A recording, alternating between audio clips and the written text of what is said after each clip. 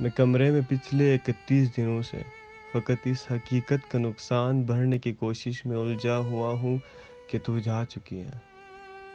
تجھے رائے گانی کا رتی برابر اندازہ نہیں ہے۔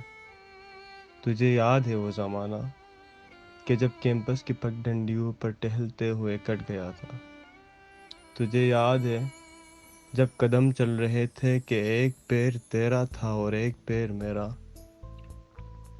قدم وہ جو دھرتی پہ آواز دیتے کہ جیسے ہو راگا کوئی مطربوں کا، قدم جیسے ساپا گم آپا گسارے وہ تبلے کی ترکھٹ پہ تک دن دنک دن تنک دن دنا دن بہم چل رہے تھے۔